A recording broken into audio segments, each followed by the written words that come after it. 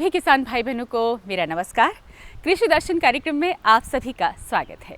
किसान भाइयों, रबी का मौसम चल रहा है और इस मौसम के अनुसार आप भी अपने खेतों में नई नई फसलों की तैयारियां कर रहे हैं और हम भी इस कार्यक्रम के माध्यम से आप तक नई नई जानकारियां पहुंचाते रहते हैं, जैसे कि उन्नत किस्मों के बारे में, उन्नत किस्म के यंत्रों के बारे में, वैज्ञानिक विधियों के बारे में।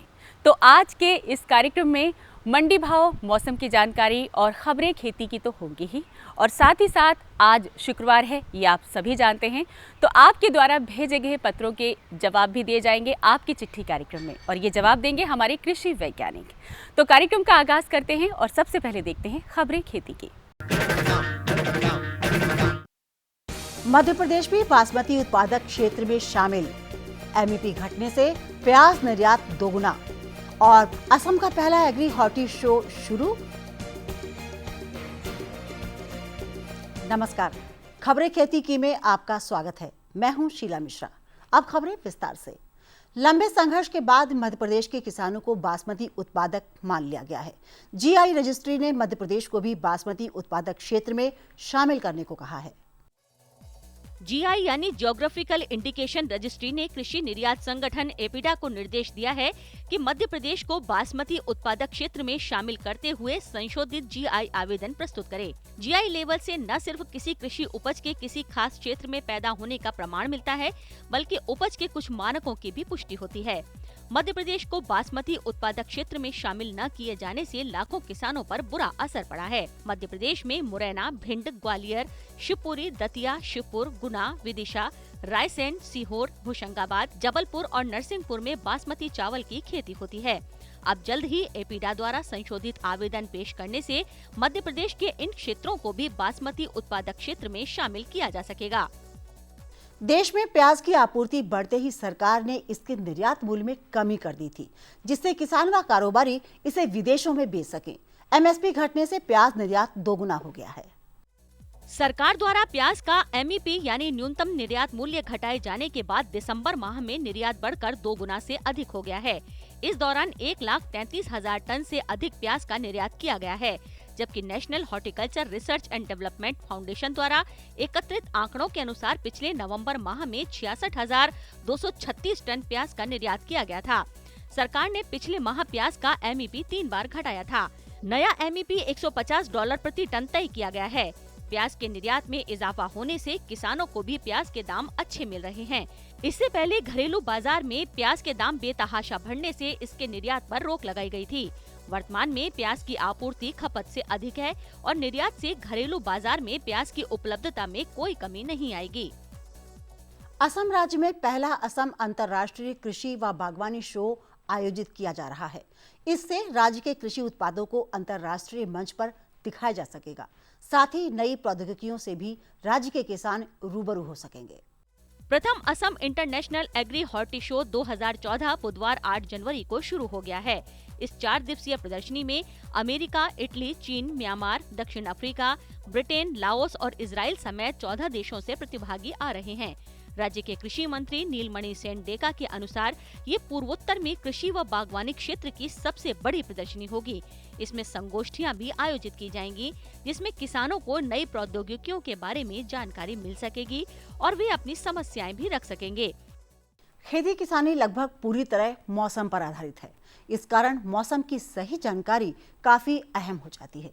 विभिन्न क्षेत्रों में मौसम और जलवायु के आधार पर ही वहां की विभिन्न फसलों के लिए सस्य क्रियाओं का चयन होता है। मौसम की सही जानकारी होने से किसान अच्छा उत्पादन लेने में कामयाब होते हैं और इससे आमदनी भी बढ़ती है। तो आइए अब लेते हैं मौसम की जानकारी। मौसम विज्ञान विभाग के अनुसार दक्षिणी तमिलनाडु के अधिकतर इलाकों में बारिश के आसार हैं, जबकि केरल में कुछ जगहों पर और अंडमान व निकोबार द्वीप समूहों, लक्षद्वीप, जम्मू व कश्मीर के इक्का दुक्का इलाकों में बारिश की संभावना है। पूरे उत्तर भारत में शीतलहर जारी रहेगी और आने वाले दिनों में पश्चिमी विक्षोभ के चलते दिल्ली और आसपास के क्षेत्रों में धुंध बनी रहेगी। ये लो और बताओ। बस। अरे ये क्या भैया जी, बस इतनी सी रासायनिक खाद? किसानी छोड़ रहे हो क्या? किसानी नहीं, नादानी छोड़ रहे हैं। मिट्टी की जांच कराई है।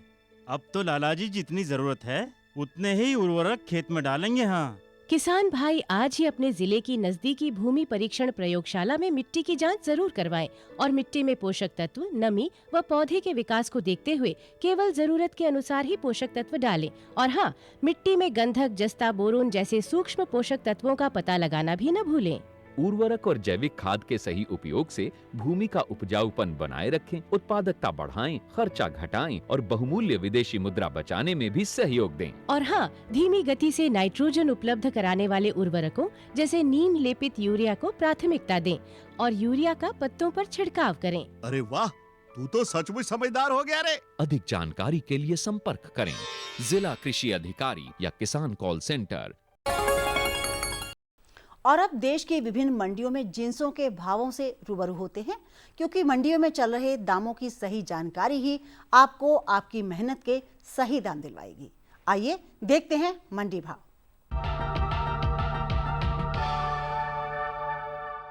शुरुआत करते हैं देश की विभिन्न मंडियों में जिंसों के भावों से। धान गोपालवरम आंध्र प्रदेश की मंडी में 1300 से 1345 रुपए, गुमला झारखंड में 1000 से 1250 रुपए, पुलपल्ली केरल में 1600 से 2000 रुपए। चावल विशाखापट्टनम आंध्र प्रदेश में 3300 से 3500 रुपए, कछार असम में 3000 से 7000 रुपए, जूनागढ़ ओडिशा में 2100 रुपए से 2200 रुपए। गेहूं विशाखापट्टनम आंध्र प्रदेश की मंडी में 2000 से 2200 रुपए, राजकोट गुजरात में 1665 से 1985 रुपए, बांसवाड़ा राजस्थान में 1580 से 1620 रुपए। सरसों राजकोट गुजरात की मंडी में 2725 से 2975 रुपए, रायबरेली उत्तर प्रदेश में 3075 से 3110 रुपए, पुरुलिया पश्चिम बंगाल में 4200 से 4300 रुपए, अरहर जूनागढ़ गुजरात की मंडी में 3735 से 4520 रुपए, गुमला झारखंड में 6100 से 7000 रुपए, अलीगढ़ उत्तर प्रदेश में 3750 से 3850 रुपए, मसूर दाल कछार असम की मंडी में 7000 से 7500 रुपए, सरायकेला झारखंड में 4800 से 5500 रुपए। और अब एक नजर डाल लेते हैं फल सब्जियों के भावों पर। सेब बिलासपुर हिमाचल प्रदेश की मंडी में 7000 से 8000 रुपए, बठिंडा पंजाब में 6800 से 7300 रुपए, उदयपुर राजस्थान में 3500 से 5000 रुपए, केला थानेसर हरियाणा की मंडी में 1600 से 2000 रुपए, बिलासपुर हिमाचल प्रदेश में 1200 से 2500 रुपए, कोल्लम केरल में 3600 से 3800 रुपए, अमरूद अंकलेश्वर गुजरात की मंडी में 700 से 1075 रुपए, समाना पंजाब में 1000 से 1400 रुपए, रायबरेली उत्तर प्रदेश में 1075 से 1120 रुपए, भिंडी सूरत गुजरात की मंडी में 2100 से 2900 रुपए, पेहोवा हरियाणा की मंडी में 1600 से 1900 रुपए, कोरापुट ओडिशा की मंडी में 2100 से 2200 रुपए, फूलगोभी कछार असम की मंडी में 1200 से 1300 रुपए, गुमला झारखंड में 2500 से 3200 रुपए, अलीगढ़ उत्तर प्रदेश में 500 से 550 रुपए। और अब एक नजर डाल लेते हैं देश की विभिन्न मंडियों में मसालों के भावों पर। काली मिर्च सुल्तान बाथेरी केरल की मंडी में 48,500 से 49,000 रुपए, लाल मिर्च चाईबासा झारखंड में 6,950 से 7,050 रुपए, कोल्हापुर महाराष्ट्र की मंडी में 16,000 से 47,000 रुपए, कोवलपट्टी तमिलनाडु में 4,600 से 6,500 रुपए, लहसुन अंबाला कैंट हरियाणा की मंडी में 3,000 से 4,400 रुपए, बेंगलुरु कर्नाटक की मंडी में 2,000 से 5,200 रुपए, कोरापुट ओडिशा में 5,600 से 6,000 रुपए, जीरा राजकोट गुजरात में 10,500 से 11,620 रुपए, मुंबई महाराष्ट्र में 14,000 से 16,000 रुपए। अब कमोडिटी से जुड़ी कुछ खबरें। किसानों द्वारा कपास की बिकवाली कम किए जाने से वायदा कारोबार में इसके दाम बढ़ सकते हैं। भाव में तेजी की उम्मीद में किसानों की सप्लाई मंडियों में कम हो गई है। दूसरी ओर कपड़ा उद्योग इकाइयां कपास की बड़े पैमाने पर खरीद कर रही हैं, जबकि वायदा कारोबार में चने के दाम गिरने की आशंका है। मध्य प्रदेश और उत्तर प्रदेश में चने की बुवाई पूरी हो चुकी है। कारोबारियों का अनुमान है कि लेट बारिश अच्छी रहने से चने का रकबा बढ़ सकता है। दूसरी ओर घरेलू स्तर पर चने की मांग कमजोर है। खेती की खबरों में आज इतना ही। कृषि दर्शन कार्यक्रम में और अधिक रोचक तथा ज्ञानवर्धक जानकारियों के लिए देखते रहिए कृषि दर्शन। किसान भाइयों, यकीन मानिए, जब देश के सुदूर कस्बों, गांव और प्रदेशों से आपके द्वारा भेजे गए सुझाव और जिज्ञासा भरे पत्र हम तक पहुंचते हैं तो हमें सच में बेहद प्रसन्नता होती है। आपके द्वारा भेजे गए पत्रों का जवाब दे रहे हैं हमारे कृषि वैज्ञानिक। तो आइए देखते हैं आपकी चिट्ठी।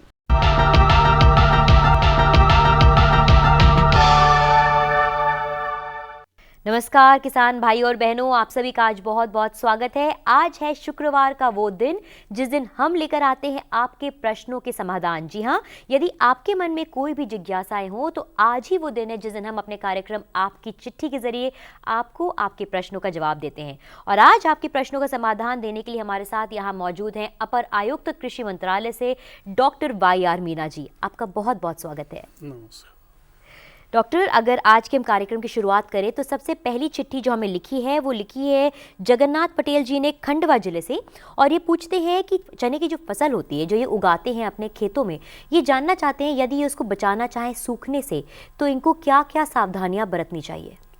चने की जो फसल किसान लगाते हैं वो ज़्यादातर तो एक उसमें पानी की ज़्यादा ज़रूरत नहीं होती, कम पानी से ही फसल हो जाती है। कई बार सूखने की जो बात हमारे किसान भाई करते हैं उसके कई कारण होते हैं। एक तो उकठा रोग उसमें लग जाता है चने में। कभी कभी खेत में मान लो पानी भरा रह जाता है 2-4 दिन, बारिश हो जाती है या किसी भी कारण से, तो जड़ गलन से भी चने के पौधे सूख जाते हैं। तो मान लो उकठा रोग है या जड़ गलन है, दोनों ही केस में ट्राइकोडर्मा एक दवाई है जिसका जैविक दवा है। 1 से 1.25 किलो मात्रा 25 से 30 किलोग्राम गोबर की खाद या कंपोस्ट में ठीक तरह से मिश्रण बना करके और उसको खेत में भुरकें तो इससे निजात मिल सकता है। जी, तो आपने देखा कैसे हमारे डॉक्टर ने बताया आपको कि आपको क्या सावधानियां बरतनी चाहिए यदि आपके चने में किसी तरह से भी वो सूखा पड़ जाए और चने की फसल जो आपकी अगर वो सूखने लगे। अब डॉक्टर आगे बढ़ते हैं। हमारा जो अगला सवाल पूछ रहे हैं ये पूछते हैं परमानंद गौतम जी, ये हैं सोलन हिमाचल से, और ये कहते हैं कि ये गेंदे के फूलों के बारे में परामर्श लेना चाहते हैं आपसे। ये जानना चाहते हैं कि इसकी पनीरी किस मास में लगाई जाए तथा पौधा रोपण किस मास में किया जाए, और उसके साथ साथ ये भी जानना चाहते हैं कि अगर गेंदे के फूलों की फसल उगानी हो तो किस मास में उगाई जाए। थोड़ा विस्तृत में ये आपसे जानना चाहते हैं इस बारे में। गेंदे की खेती हमारे देश में पूरे वर्ष भर की जाती है और आमतौर पर सभी राज्यों में इसकी खेती होती है और बहुत ही लोकप्रिय फूल है। काफ़ी बिना कम मेहनत के भी आसानी से इसको उगाया जा सकता है, कोई ज़्यादा नुकसान नहीं होता। फूलों को जो रखने की वो क्षमता है, स्टोरेज कैपेसिटी, वो भी काफ़ी है, कई दिनों तक इसको रखा जा सकता है और आसानी से एक स्थान से दूसरे स्थान पर गेंदे के फूलों को ले जाया जा सकता है। तो कहने का मतलब है पूरे साल इसकी खेती कर सकते हैं, लेकिन सितंबर अक्टूबर का जो महीना है, सितंबर अक्टूबर नवंबर, इन महीनों में गेंदे के बहुतायत में फूल आते हैं काफ़ी बड़ी संख्या में और मांग भी बहुत होती है, खासकर दीपावली के आसपास। अगर आपको सितंबर अक्टूबर या नवंबर में फूल लेने हैं तो आप जुलाई अगस्त तक इसकी पौध लगा सकते हैं और सितंबर अक्टूबर तक आपको फिर फूल मिलेंगे और 1 महीने की पौध को इसको स्थानांतरित किया जा सकता है खेत में। और लगाने की जो दूरी है इसकी 45 बाई 45 सेंटीमीटर पर भी लगाते हैं, 30 बाई 30 सेंटीमीटर पर भी लगा सकते हैं। बहुत सी किस्में गेंदे की हमारे देश में उपलब्ध हैं और खासकर हमारा जो भारतीय कृषि अनुसंधान संस्थान पूसा नई दिल्ली में स्थित है, यहाँ से पूसा बसंती, पूसा नारंगी, ये किस्में निकाली गई हैं, तो इनको लगाया जा सकता है। इसके अलावा और भी हैं, अफ्रीकन टॉल हैं, जाफरी नाम से भी गेंदे की कई किस्में आती हैं जो छोटे होते हैं, ड्वार्फ होते हैं, उनको आप लगा सकते हैं। और करीब करीब 400 ग्राम, 300 से 400 ग्राम बीज 1 हेक्टेयर के लिए ज़रूरत होती है। तो डॉक्टर अब आगे बढ़ते हैं और अगला प्रश्न जो हमसे पूछ रहे हैं वो है श्रीराम पटेल मुकाम, ये है जिला खंडवा से, और ये जानना चाहते हैं प्याज को उगाने के तरीके और उसके बारे में पूछते हैं कि प्याज उखाड़ने वाली मशीन के विषय में थोड़ा संपूर्ण इनको जानकारी दी जाए। साथ ही इस मशीन के बारे में जानना चाहते हैं कि ये जो मशीन ट्रैक्टर है, ये मशीन ट्रैक्टर में आगे से लगती है या पीछे से लगेगी, और ये मशीन इनको कहाँ पे उपलब्ध हो सकती है, किस दाम में उपलब्ध हो सकती है, और इसी के साथ साथ ही ये भी जानना चाहते हैं कि मशीन प्याज को किसी भी तरह से हानि तो नहीं पहुंचाएगी, क्योंकि आज तक तो हम मैनुअल करते आए हैं हमेशा, लेकिन अब मशीन के जरिए इनको क्या उससे कुछ ज़्यादा सुविधाएं मिल सकती हैं, आराम मिल सकता है। जी हाँ, कोई भी मशीन अगर हम खेती बाड़ी के उपयोग में लाते हैं तो निश्चित तौर पर किसानों को सहूलियत मिलती है जी। और मशीनों का खासकर इस्तेमाल इसलिए किया जाता है कि मैनुअल जो लेबर हैं वो हमारे पास उतने उपलब्ध नहीं है। हाँ जी, लागत भी जी, खेती में ज़्यादा जी, आती है। जी। तो मशीन की मदद से किसान अपनी खेतीबाड़ी की लागत को कम कर सकते हैं, कम समय में ज़्यादा काम कर सकते हैं। जी। लेकिन खासकर प्याज खुदाई की जो मशीन है उस पर काफ़ी अनुसंधान कार्य हुआ जी। है। खासकर भारतीय बागवानी अनुसंधान संस्थान बेंगलोर, इसने प्याज खुदाई के लिए मशीन डेवलप की थी, लेकिन बहुत उपयोगी नहीं है। आमतौर पर प्याज या आलू की खुदाई की जो मशीन है उनको ट्रैक्टर के पीछे लगाया जाता है, लेकिन उसकी अभी सिफारिश ज़्यादा बड़े स्तर पर नहीं की गई है। लेकिन फिर भी प्याज, आलू या जो जड़ वाली हमारी फसलें हैं उनकी खुदाई के लिए अगर हमारे किसान ज़्यादा रुचि रखते हैं तो हमारा केंद्रीय कृषि अभियांत्रिकी अनुसंधान संस्थान नबीबाग, बैरसिया रोड, भोपाल, ये यहाँ पर स्थित है। तो प्याज खुदाई से संबंधित या दूसरे जो मशीन और उपकरण हैं उनके बारे में संपूर्ण जानकारी ये यहाँ से ले सकते हैं। और कोई भी मशीन खरीदने से पहले चाहें तो यहाँ पर प्रशिक्षण की व्यवस्था भी किसान भाइयों को की जाती है। तो केंद्रीय कृषि अभियांत्रिकी अनुसंधान संस्थान नबीबाग, बैरसिया रोड, भोपाल, यहाँ पर संपर्क करके विस्तृत जानकारी इसके बारे में ली जा सकती है। अब डॉक्टर आगे बढ़ते हैं। हमारा अगला प्रश्न जो हमसे पूछ रहे हैं, ये पूछते हैं हमसे लक्ष्मण सिंह हाडा जी, ये हैं कोटा जिले से, और ये जानना चाहते हैं सुअर पालन के बारे में। इनका सवाल ये है कि इनको जानना है कि इसके बारे में आप ये बताएं कि इसका प्रशिक्षण जो है वो किस तरह से, कहाँ से लेना चाहिए, उसके साथ साथ इसके लिए क्या राजस्थान में कुछ सुविधाएं करी गई हैं, कुछ योजनाएं बनाई गई हैं, और क्या इनको इसके लिए सरकार द्वारा किसी भी प्रकार की मदद मिल सकती है कि नहीं मिल सकती है? जी हाँ, बिल्कुल। हमारे जो किसान भाई डेयरी व्यवसाय में रुचि रखते हैं, पशुपालन, डेयरी, बकरी पालन, पिगरी, पोल्ट्री, ये सब एनिमल हस्बेंड्री एंड डेयरी विभाग इसको देखता है। और आमतौर पर सभी राज्यों में केंद्र और राज्य सरकार की योजनाएं लागू हैं जिनके माध्यम से किसानों को प्रशिक्षण से लेकर के कई तरह की सहूलियतें हैं। अगर वो इसको व्यावसायिक स्तर पर अपनाना चाहें तो वित्तीय सहायता भी उपलब्ध होती है। अच्छा। तो सबसे बड़ी बात, हमारे किसान भाई प्रशिक्षण में रुचि रख रहे हैं तो उनको चाहिए अपने जो निकटतम कृषि विज्ञान केंद्र है उसमें प्रशिक्षण ले सकते हैं, क्योंकि उसमें पशुपालन का एक यूनिट होता है। अच्छा। वो डेयरी, पोल्ट्री, पिगरी, जो भी बफेलो, कैटल, यस, तो इसकी जानकारी वहाँ से उनको मिल सकती है। और अधिक प्रशिक्षण लेकर के व्यावसायिक स्तर पर पिगरी को या सुअर पालन को अपनाना चाहें तो एक नेशनल रिसर्च सेंटर है गुवाहाटी में, रानी गुवाहाटी, आसाम। क्योंकि हमारे देश में सबसे ज़्यादा जो सूकर पालन है वो नॉर्थ ईस्ट के जो हमारे राज्य हैं, आसाम, नागालैंड, मणिपुर, त्रिपुरा, इन सब प्रदेशों में ज़्यादा होते हैं। तो इसलिए वहाँ पर केंद्र सरकार ने एक सेंटर स्थापित किया है। और अलीगढ़ में भी एक फार्म है, पिगरी फार्म, वहाँ से भी ये खरीद सकते हैं, प्रशिक्षण ले सकते हैं। और आजकल कई विदेशी नस्ल के सूकर हमारे देश में हैं, जैसे लार्ज वाइट यॉर्कशायर है, मिडिल वाइट यॉर्कशायर है, वर्कशायर, हेम्पशायर, ये प्रजाति हैं, सफ़ेद रंग की हैं, काफ़ी तेज़ी से बढ़ती हैं और बड़ा अच्छा मुनाफा किसान भाई पिगरी पालन से कमा सकते हैं। और डॉक्टर मीना हमसे जो अगला प्रश्न पूछ रहे हैं वो आता है ज़िला रायगढ़ से कमलेश कुमार पटेल का। और सबसे पहले तो ये कहते हैं कि समस्त कृषि दर्शन दर्शकों को एवं आप सभी दूरदर्शन परिवार को इनका प्यार भरा नमस्कार, प्रणाम। नमस्कार आपको भी हमारी तरफ से। और डॉक्टर मीना, इनका सवाल ये है कि इन्होंने 1 एकड़ ज़मीन ली हुई है जिसमें उन्होंने गन्ने की फसल भी उगाई है और इनको उसमें काफ़ी लाभ भी हुआ और काफ़ी अच्छे से इनकी फसल चली भी है। लेकिन ये जानना चाहते हैं कि अब ये गन्ने की फसल को काटने वाली मशीन खरीदना चाहते हैं, तो ये जानना चाहते हैं कि ये मशीन इनको किस राज्य से मिल सकती है और उसके दाम क्या होगा, किस दाम में इनको ये मशीन मिलेगी? गन्ने की कटाई वाली जो मशीन है, मैं आपको बताना चाहूँगा कि ये मशीन काफ़ी महंगी होती है, करीब करीब 1 से सवा करोड़ के आसपास इसकी कीमत है। और सरकार की ओर से लगभग 25 लाख तक का अनुदान इस मशीन पर उपलब्ध है। तो खासकर जो बहुत महंगी मशीनें होती हैं, किसान कोऑपरेटिव बना करके या समूह बना करके उनको खरीदते हैं और 1 या 2 मशीन खरीद के पूरे गांव में उसका इस्तेमाल कर सकते हैं।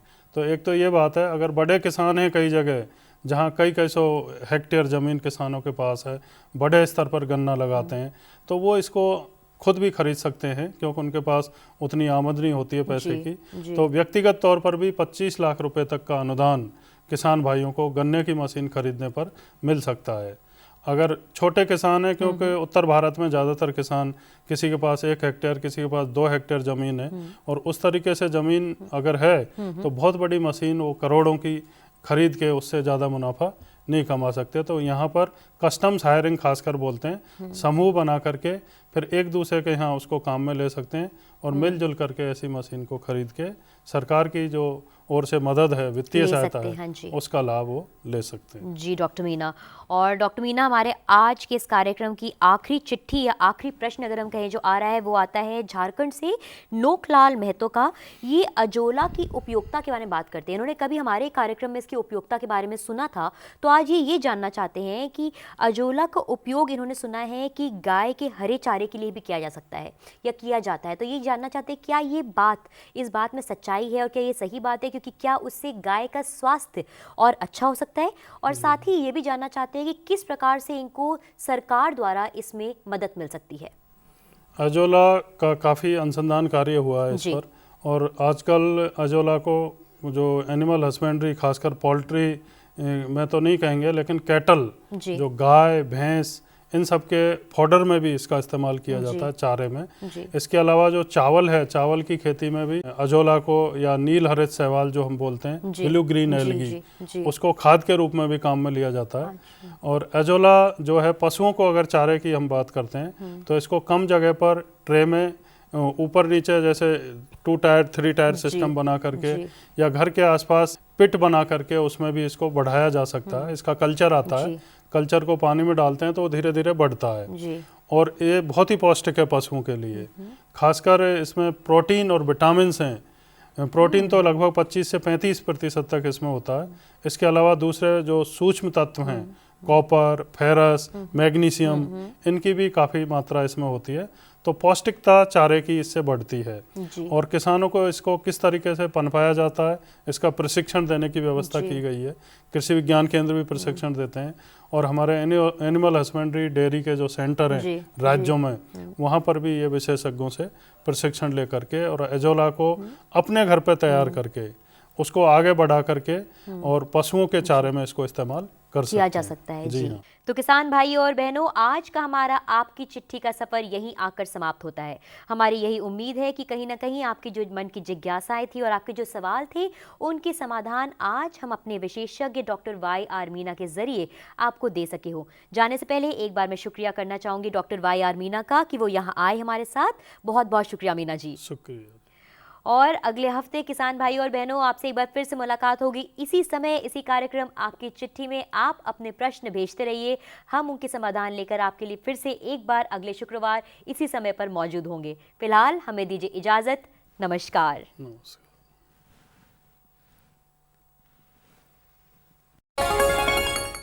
आपको हमारा कार्यक्रम कृषि दर्शन कैसा लगा?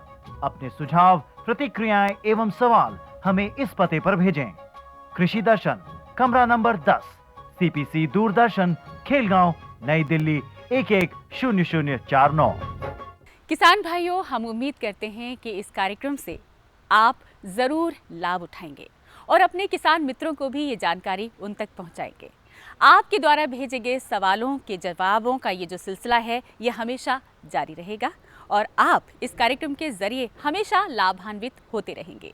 तो आज के इस अंक को हम यही समाप्त करते हैं। आपसे दोबारा मुलाकात करेंगे ढेर सारी कृषि जगत की जानकारियों के साथ। तब तक के लिए मुझे दीजिए इजाज़त। नमस्कार।